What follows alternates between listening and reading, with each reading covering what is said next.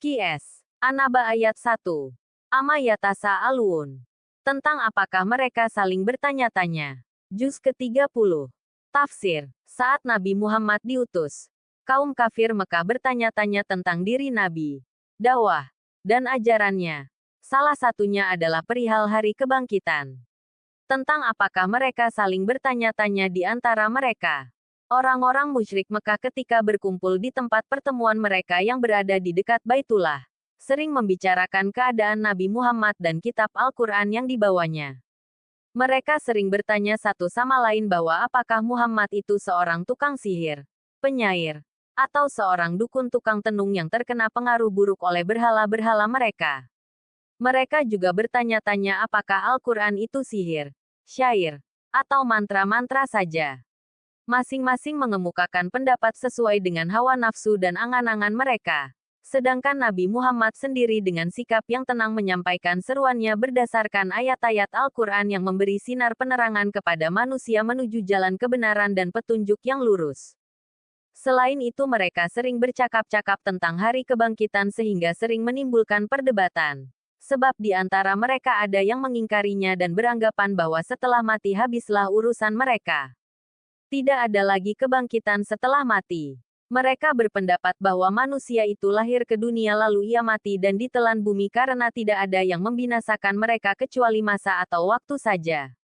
Di sisi lain, ada pula di antara mereka yang berpendapat bahwa yang dibangkitkan itu hanya arwah saja dan bukan jasad yang telah habis dimakan bumi. Ada pula di antara mereka yang menjumpai salah seorang sahabat Nabi dan menanyakan tentang hal itu dengan sikap mencemoohkan. Sehubungan dengan sikap mereka yang demikian itu, surah ini turun untuk menolak keingkaran mereka, dan mengemukakan argumen yang nyata bahwa Allah benar-benar Maha Kuasa membangkitkan mereka kembali setelah mati. Walaupun mereka telah menjadi tanah, dimakan binatang buas, ditelan ikan di laut, terbakar api dan diterbangkan angin, atau sebab lainnya. Dalam ayat ini, Allah mencela perselisihan orang-orang kafir Mekah mengenai hari kebangkitan dengan mengatakan, tentang apakah orang-orang musyrik di kalangan penduduk Mekah itu saling bertanya-tanya. Allah menjawab pertanyaan mereka itu dengan firman-Nya. Yang dimaksud dengan berita yang sangat besar dalam ayat ini ialah berita tentang hari kiamat. Disebut berita yang sangat besar karena hari kiamat itu amat besar huru-haranya sebagaimana disebutkan dalam firman Allah. Wahai manusia, bertakwalah kepada Tuhanmu. Sungguh, guncangan hari kiamat itu adalah suatu kejadian yang sangat besar. Ingatlah pada hari ketika kamu melihatnya, guncangan itu, semua perempuan yang menyusui anaknya akan lalai terhadap anak yang disusuinya. Dan setiap perempuan yang hamil akan keguguran kandungannya. Dan kamu melihat manusia dalam keadaan mabuk. Padahal sebenarnya mereka tidak mabuk. Tetapi azab Allah itu sangat keras. Al-Hajj 1-2. Meskipun begitu, orang-orang musyrik masih meragukan bahkan banyak yang tidak percaya. Sebagaimana diterangkan Allah dalam firman-Nya. Kehidupan itu tidak lain hanyalah kehidupan kita di dunia ini. Di sanalah kita mati dan hidup dan tidak akan dibangkitkan, lagi Al-Mukminun ayat 37. Firman Allah, kami tidak tahu apakah hari kiamat itu. Kami hanyalah menduga-duga saja. Dan kami tidak yakin. Al-Jathiyah ayat 32. Adapun hikmah ilahi menyampaikan persoalan ini dalam bentuk pertanyaan dan jawaban adalah agar lebih mendekatkan kepada pengertian dan penjelasan. Seperti tercantum dalam firman Allah. Lalu Allah berfirman, milik siapakah kerajaan pada hari ini? Milik Allah yang Maha Esa, Maha Mengalahkan. Ghafir ayat 16. Kemudian Allah menjawab pertanyaan mereka dengan nada ancaman. Sekali-kali tidak. Jauh sekali dari kebenaran apa yang mereka anggap itu. Nanti mereka akan mengetahui pada waktu menyaksikan keadaan yang sebenarnya pada hari kiamat yang selalu mereka ingkari. Sebaiknya mereka jangan memperolok-olokkan karena mereka kelak pasti akan mengetahui keadaan yang sebenarnya. Apa-apa yang diragukan itu pasti akan mereka alami. Allah menguatkan firman-Nya itu dengan mengulang pernyataan itu sekali lagi. Kemudian Allah menerangkan kekuasaan-Nya yang maha agung dan tanda-tanda rahmat-Nya yang sering dilupakan oleh mereka. Padahal tanda-tanda itu tampak jelas di hadapan mata. Allah mengemukakan 9 perkara yang dapat mereka saksikan dengan mata sebagai bukti-bukti yang menunjukkan kekuasaannya. Seperti disebutkan pada ayat-ayat berikut, yaitu dari ayat 6 sampai ayat 14. Keterangan mengenai Qs. An-Naba. Surat An-Naba terdiri atas 40 ayat, termasuk golongan surat-surat Makkiyah. Diturunkan sesudah surat Al-Ma'arij.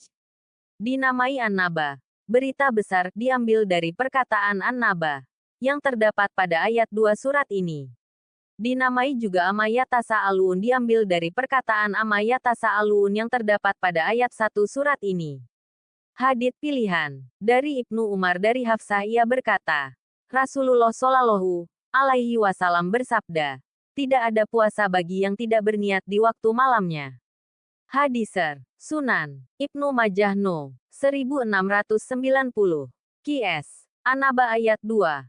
Anin Nabail Azim. Tentang berita yang besar, hari kebangkitan. Juz ke-30. Tafsir. Mereka bertanya-tanya tentang berita yang besar. Itulah hari dibangkitkannya manusia dari kubur untuk mempertanggungjawabkan perbuatan mereka di dunia.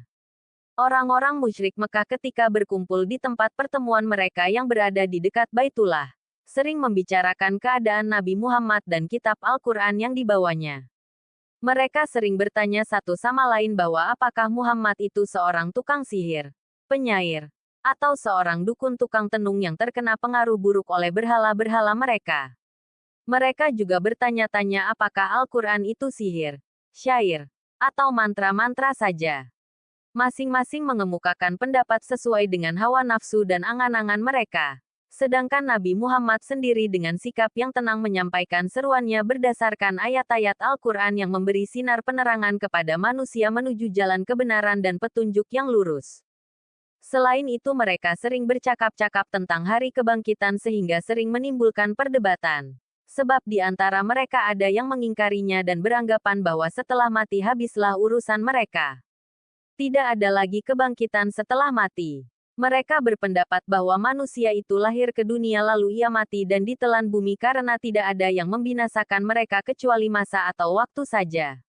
Di sisi lain, ada pula di antara mereka yang berpendapat bahwa yang dibangkitkan itu hanya arwah saja dan bukan jasad yang telah habis dimakan bumi.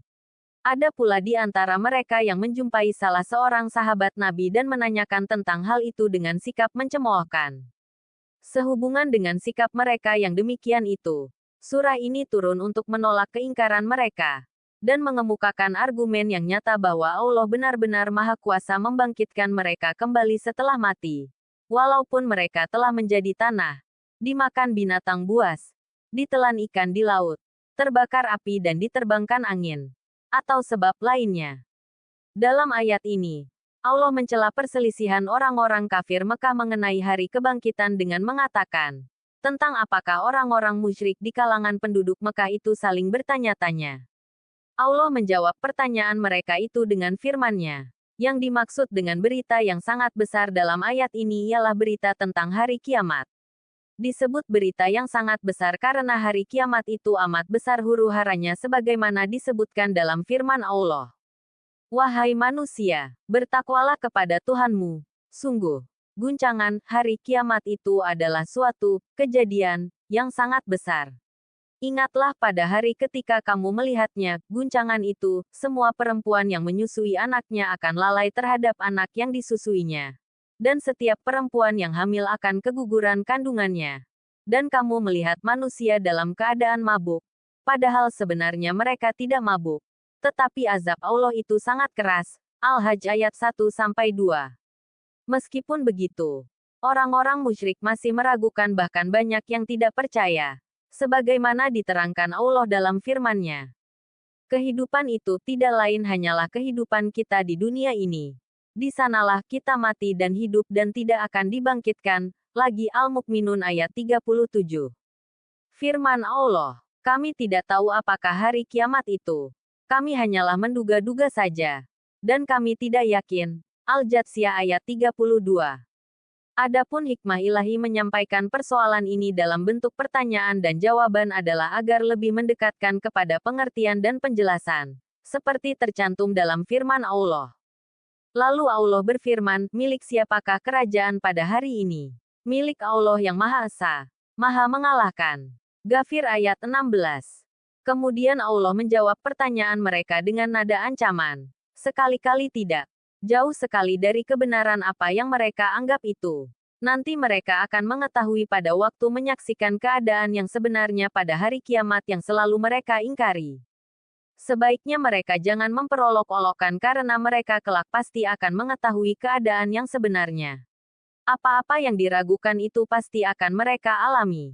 Allah menguatkan firman-Nya itu dengan mengulang pernyataan itu sekali lagi.